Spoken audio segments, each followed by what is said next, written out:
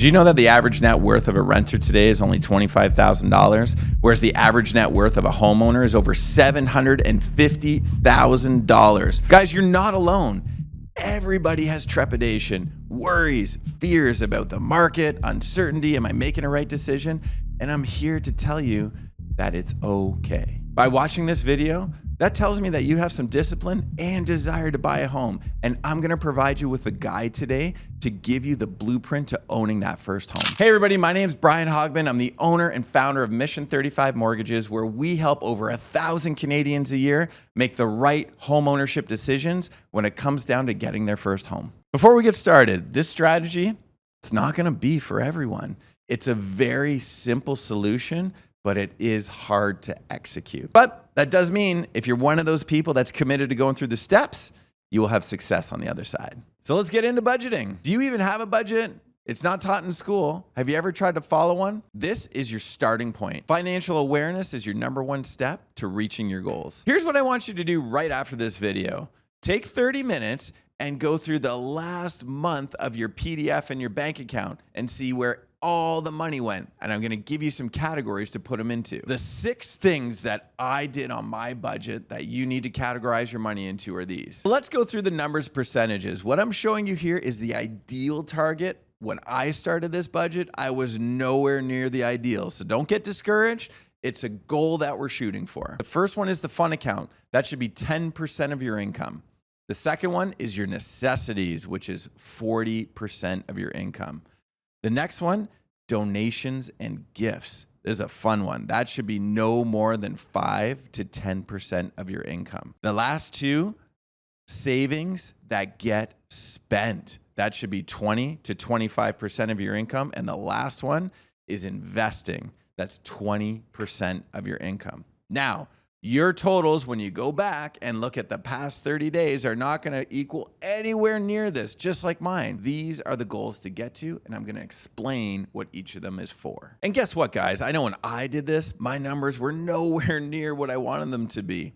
But I will tell you this, there are people watching this video right now who are well on track to these percentages. So that means you're probably further ahead than you think. And for those of you out there that are already in line with these budget numbers, you're way further ahead than you think. So stay tuned and we're going to tell you how to shave another 2 to 3 years off your savings plan. So the fund account is going to encourage in you guilt-free spending. You must be spending money in this account. Sometimes when I've done this budget with people in the past, they're not spending anything on fun, which is the wrong way to do it. And some people spending way too much on fun. The fund account must be spent guilt-free spending, no more than 10%. You are not allowed to deviate from that number. The reason you're not allowed to deviate from that number is because you will be on a financial roller coaster, just like I was. When I tried to pay off debt coming out of university, I would pay off debt with every single paycheck and think I was a really great, smart guy. And you know what would happen after 2 or 3 months of doing that? I'd end up blowing the budget and booking a trip to the Dominican. And you know why? Because I thought I deserved it. It's kind of like being on a diet all week and then binging on Friday.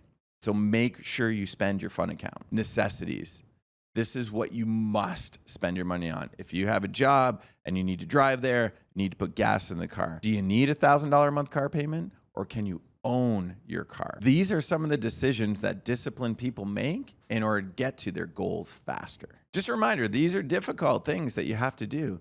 But guess what? Buying a house is difficult. What we're doing here is building the muscle. The harder things that you get used to doing, the more harder things you can do. You're putting in the reps. Donations, you may not be doing that right now, and that's okay, but you are giving money away. You could be tipping people. You're buying a coffee for your friends. Every time you go to a birthday party or an anniversary or something with your friends, you are likely spending money on a card or a gift. Have a budget for that and plan for it. Then that way it won't be a surprise that eats away your savings. Savings that get spent. There are certain things that you will need to save up for that aren't going to come from 1, 2, or 3 paychecks. For example, you may need a new car. You have to allocate 20% of your income that comes into savings that are going to get spent. Savings that get spent builds the muscle of delayed gratification, because oftentimes you really want to go to that sporting game or go to buy tickets to a concert that costs a lot of money. Savings that get spent forces you to wait and pay for it. And I'll tell you what happens a lot of times. By the time you get the money in there, you might not even want to go. Buying a home is the vacation. That is the goal. Make sure you put the home as the North Star that you're saving for. One little trick that you can do, change your home screen to your main goal. Get a picture of a beautiful home on there so that way you're looking at it every single day. Where focus goes, energy flows. The last two categories are investing and debt repayment. Now, this might be a little bit different from what we've heard from mom and dad, but I don't recommend you're paying off all your debt first before you start saving, and I'll tell you why. You must be able to do both at the same time. You must get comfortable having debt because you are always going to have some sort of debt in your life, and you must build both silos at the same time. So the 20% for investing is for the down payment on your house. And guys, I want to pause right now because if there's one thing I want you to take from this video, it's this. I never would have bought my first house if I only concentrated on paying down debt. The reason being is because expenses kept coming up. The only thing that helped me get in there was that I started doing both at the same time. I paid down my debt to the exact percentage that I also started investing. So my down payment grew and my debt went down at the same time. It wasn't easy because you know what happens when you make a big payment on your credit card? Gives you a little bit of dopamine. You get a little hit when you pay off that credit card because you feel like you did something good. But try to get used to that hit by putting some money in your first-time home savings account too. Don't go too far down the debt repayment track because that dopamine hit you get from paying off the credit card is the same dopamine hit you can get by putting money into your FHSA. I'm not telling you not to pay off your debt. You need to organize your debt based on highest interest rate to lowest interest rate. You make the minimum payments based on the percentage of income you have allowed for debt repayment on the lowest interest rates first, then the balance of it goes to the high interest debt. You make this methodical, not emotional, because when you're forced to make a decision on what credit card to make, you'll make an emotional decision.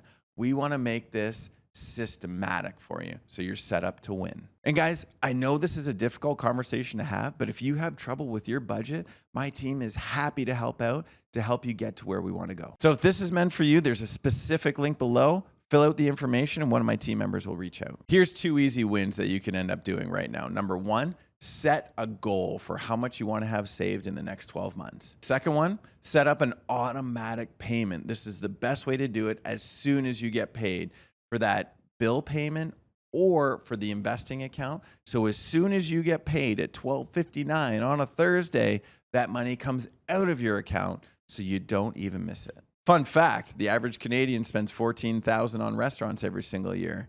Build some discipline, add it to your budget. Your down payment's coming quicker than you think. Guys, what I'm going to show you next is that there's never been a perfect time to buy a house and why today you actually have more advantages than ever before. Let's go back in time. Imagine it's 1929 and you're buying a house. This is your great-great-grandparents for some of you. And then you bought the house and the Great Depression hit, one of the worst decades in history when it came down to economic uncertainty. Let's fast forward. 1947, World War II. People came back, very good spirits, an actual optimistic time. However, there was a massive supply shortage. Imagine going to look at a house, going home to have a coffee with your partner and decide whether or not you want to buy it, and it's sold. Houses were being sold quicker than ever before. In 1980, you encountered brutally high interest rates. If you thought interest rates were high today, imagine them 3 times higher. 1990, some would say this was the worst decade to buy a home. We had peak prices, peak interest rates, and a long hangover for things to recover. 2008, headline, global financial crisis. Doesn't sound like a great time to buy a house, but was it? 2017, major overhaul in the mortgage industry. 40-year mortgages reduced to 25 years. Refinancing for mortgages reduced from 90% to 80%. Overnight, mortgage rules tightened. Did the market crash? 2022, peak COVID prices, record low interest rates. Every single one of those times felt like the worst time to buy a house. But it wasn't about timing the market. It was the time in the market. What is different today? Interest rates are at the bottom of a cycle. In the 80s, 90s, we knew they were high. We didn't know when they were coming down. Now, the Bank of Canada has paused for a moment of time. Whenever the Bank of Canada doesn't move interest rates for consecutive meetings, it means we're likely at the top or bottom of a cycle. Prices have dropped 20% from a peak. When you see prices drop that much, there's likely not going to be more of a trough, especially when you start to see them stabilize. This is different from those other periods in time. A big one right now too, supply is plentiful. That means that if you want to buy a house today as a first-time buyer, you have multiple options. And I want to share with you, opportunities not arriving somewhere and seeing everybody there. Opportunities arriving somewhere and not seeing anybody there. This may very well be one of the best entry points in history for a first-time home buyer. What is the same as all those other times that I just went through is economic uncertainty. That will never go away. And there's one big difference about the economic uncertainty that you see today that you didn't see in the past 100 years. You can feel the economic uncertainty every single time you pick up your phone. You might have heard this information 2 weeks later, because the time the Bank of Canada made the change, it went through Parliament, then it ended up going to the newspapers, then someone said it on the radio. And it was old news, but it was considered new news. Today, you don't even know where the news is coming from. It could be coming from anybody, and it's coming at you fast and furious. So that's why it's more important than ever to make sure you disseminate the information of what's real and what your goals are. Every single generation, you can ask your parents, your grandparents, your great-grandparents. They had economic uncertainty and they came out ahead. And I'm certain you will too with a long-term plan. Here's where you want to take note to accelerate your down payment. You can come from cash. If you got all the savings, that's great. It can come from a gift from mom or dad, the equity in their home or savings. The third way, the best way, is accelerating the use of your FHSA and your RRSP. How does that work? You can put in up to $8,000 a year into your first-time home savings account. Use that one first because it is totally tax deductible. It will grow tax-free and you don't have to pay it back like an RRSP. So FHSA, number one. RRSP, number two. Only after you've done everything in the first-time home savings account, then utilize your RRSP. If you're saving up for a house right now, you should not be using a tax-free savings account. I say again, you should not be using a TFSA only if you've maxed out the first-time home savings account, second your RRSP, then go to the TFSA because it has the least amount of benefit for saving for your home. At the end of this webinar, I'm going to show you something that we're offering as an incentive to set up your FHSA today. There's 3 C's when it comes down to getting your mortgage approved. Number 1 is cash. That's the down payment on the house. 5%, 10%. We're going to go through the different options and how to accelerate that down payment. Number 2 is your credit. The banks want to know, how are you repaying your bills? There's something called a beacon score, and I'll show you what's a good one and what's a terrible one and how to improve it. The third one is capacity. That's a fancy way of saying your income. How much you get paid or how much income you can prove is going to dictate how much money you can borrow. We'll also break down the differences between T4 salary employees, or for a lot of you out there who have the side hustle, self-employed business, it's much different, and I'm going to show you how that works with the banks too. Let's talk about cash, your down payment. 2 distinct categories you need to know for the down payment. 20% down, no Canada Mortgage and Housing Insurance. Less than 20% down, you must pay mortgage default insurance. What is that? Well, how I like to explain it to my clients, it's a great big huge fee for what feels like nothing.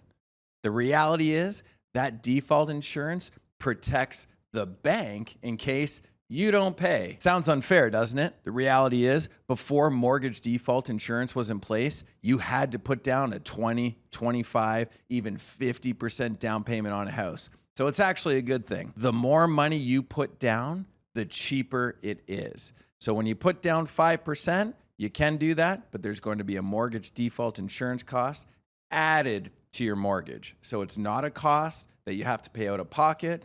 It does get tacked on to your mortgage loan. Mortgage default insurance is a one-time cost for as long as you own the mortgage. So you don't have to pay it again every single year or when your mortgage renews. And the best way to avoid it is if you can put down 20%. So if you've done a great job with savings, it's a great opportunity to save that money. However, it's not a barrier to entry. You can purchase your first home with less than 20% down. When I bought my house, I opted for a smaller down payment because the time it would take me to save up the extra 15%, home prices were appreciating quicker than I could save up the money. And I felt like I was on the never plan in order to get into my first house. Guys, let's be honest here. It's really hard to out-save market appreciation because that means a couple things. Number one, you're timing the market because you have no idea, honestly, whether it's going up or down. And number two, you can save more of your paycheck quicker than the investments are going to go up. The reason why I say get in as a first-time home buyer with less down is so you can start to operate with leverage. What leverage is when something small lifts up something big. That's the down payment on your house, your initial investment, lifting up the value of your house. Here's the thing with a house investment too. You've locked in your cash flow in if you have a duplex and you're really smart and you're getting some rental income, or your cash flow out because you can have a 5-year fixed term, a mortgage rate that won't change your payments for 60 monthly payments. So what does that mean? The home is a very predictable investment once you lock in the terms. You have a very good understanding of what your expenses are going to be for your home for the next 5 years. Where can your down payment actually come from? One, it can come from a gift. Mom, dad can actually gift you equity in their existing property or take money out of savings to help you get your first home. Two, it can come from savings. Like we talked about with your budget, you're putting money away every single week, every single month to build up that down payment to get you into your first house. Three, and we're going to talk about this more under our Canada's First Time Buyer Accelerator Plan, how to fully utilize the FHSA First Time Home Buyer Savings Account and your RRSP First Time Home Buyers Plan. These are two exceptional saving vehicles to get you to your down payment super fast. Credit. What does your score really mean? The banks are looking for a credit score for first-time home buyers of 680 or above. What does that mean? It means you make your payments on time before the due date and your credit cards are not maxed to the limit. Making late payments and having your credit cards maxed will bring your credit score lower. What's a bad credit score? Sub 600. If you pull your credit and you're in the 500s, we got some work to do because the banks are going to charge you a lot of money to borrow it if they lend it to you at all. So you know what a credit score is made up of, but how do you actually build it? Number one, payments on time. A hack I use, set up auto payments for the minimum payment every single month. So in case you get busy, you forget it, the minimum payment is always made.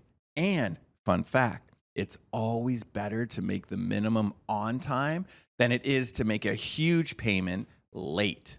That will hurt your credit report more than it will help it. Keep credit card balances to 30% of the limit. The higher that your balance is considered a high balance to limit ratio, will drive down your credit score. Dispute any errors on your credit report immediately. And if you don't have credit right now, get a secured credit card. That looks like giving a company, a bank, $500 and them giving you a $500 credit card. That is the best way to start to establish credit if you have none at all. I know it can be kind of vulnerable to have someone look at your credit. But it's better to know now than after you've got the down payment saved up and you're ready to look for a house and figure out you could have fixed something 6 months to a year ago. If you don't know what your credit score is, that's the first step. You could download a credit app to find out what your score is today. The next step is to see what's on it. If you don't know where you stand with credit, it's kind of like being sick and not going to the doctor. Once you get your credit score above 680, you're ready to move on to the next step, and that's going to be income. The banks look at your income on two different sides. First, we have salaried and T4 employees. That basically means you're trading your time for money. You get paid on an hourly or salary basis, very clear cut as to how you get paid. It's important to know the difference between your regular income, overtime income, and bonus income because not all are created equal. When you get paid overtime, banks are going to want to see a 2-year average of what your overtime is. And they'll only use the average if it's increasing. If your overtime hours are decreasing, they don't use the average. They're going to use the lower of the two. The same goes for a bonus. If you get a bonus, it better be increasing to use the average for the higher number to get you approved for more. These are things my team can navigate through to set great expectations because the worst thing you can do is get a pre-approval, type in your income at 90,000 and think all that 90,000 can be used to qualify because it might not be able to. So when's a good time to get pre-approved? Every time your income changes. The end of the year, you have your taxes done. If it's more than last year, it's a great time to reassess your numbers. Now, if you start a business, a side gig, and you're driving Uber, Instacart, anything along those lines, the banks are going to look at your income different. There's two different sides to it. There's declared income.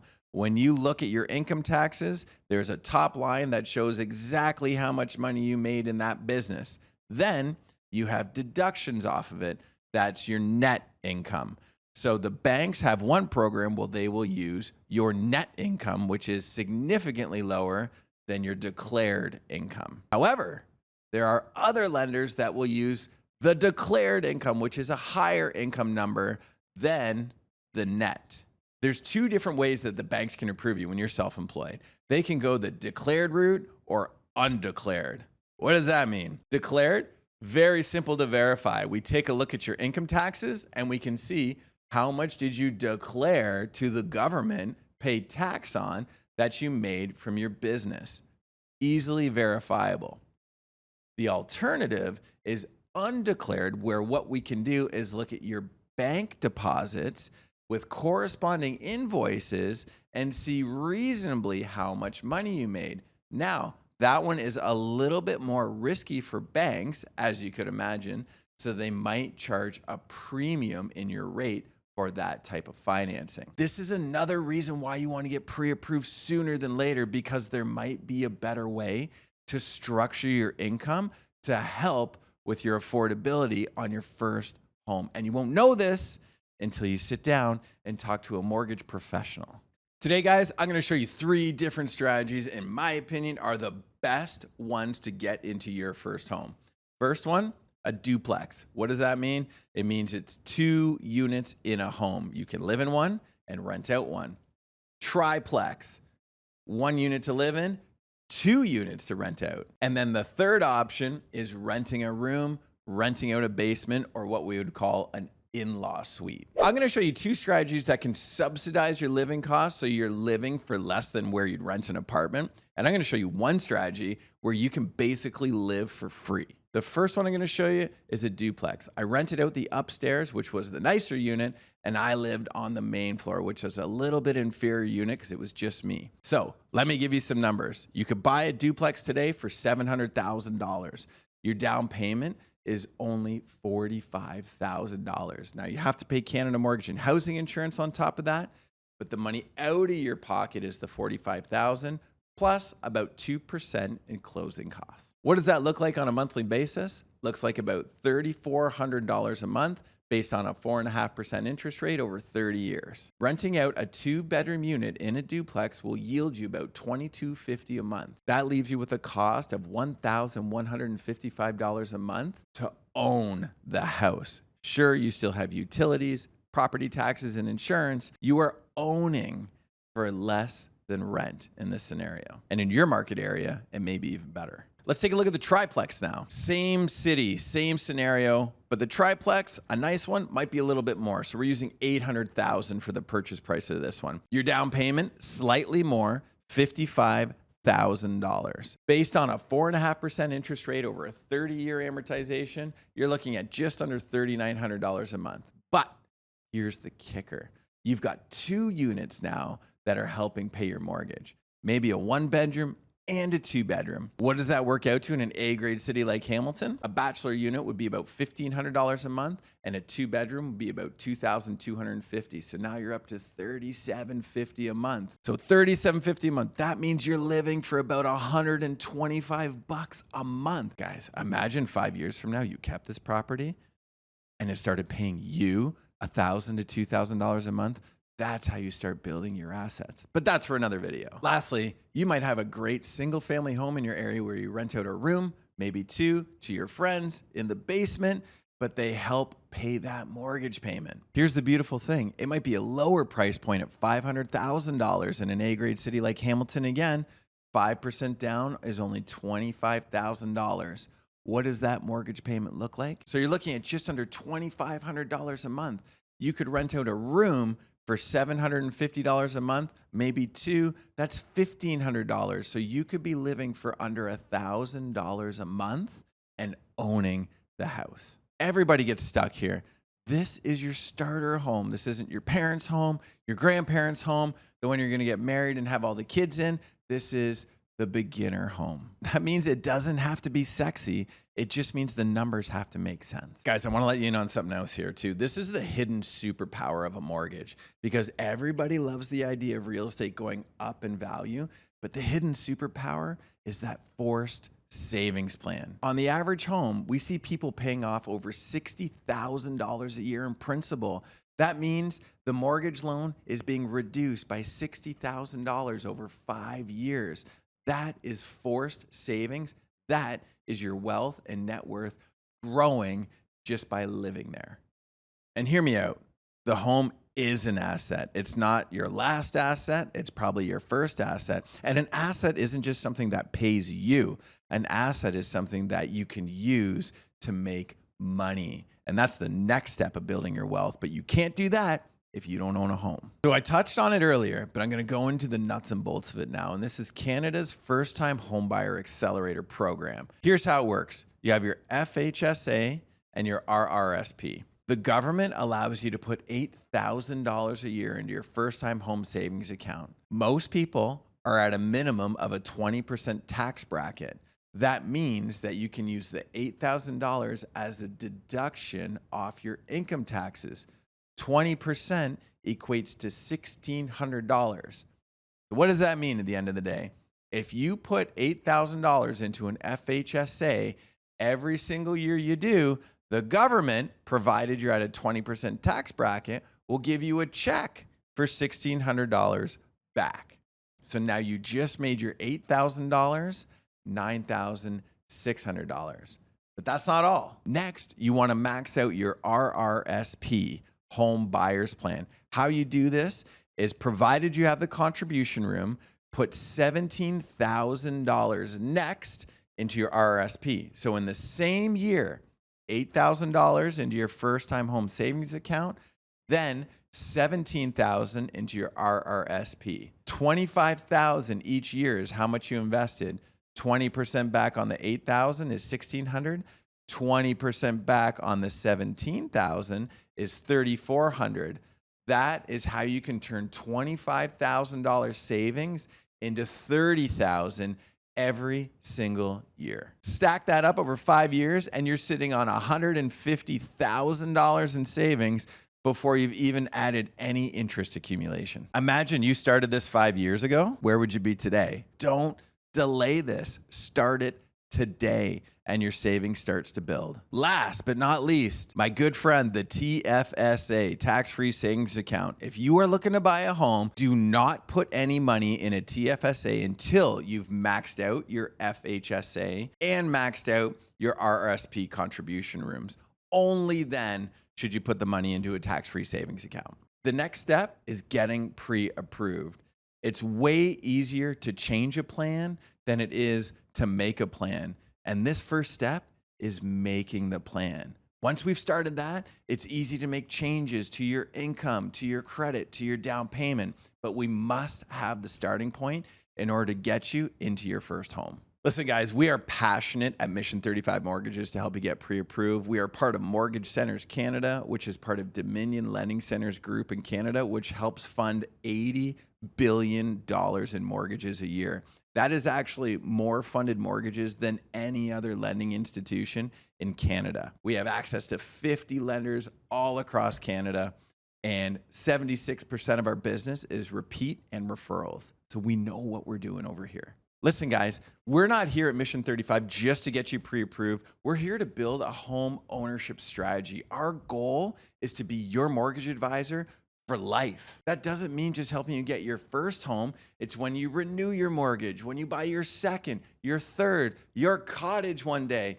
Even if you want to buy multiple investment properties, we are here to help guide you on your financial journey, because at Mission 35, we know for most Canadians, the home is the biggest investment you'll ever make in your entire life. So you might as well do it right and do it with people who have done it thousands of times every single year. So click on the link below, fill out all the information as thorough as possible, and my team is super excited to start putting a home strategy in place. And listen, guys, as a bonus, once you fill out that pre-approval application, we will give you your first $25 for your FHSA as soon as you open it up.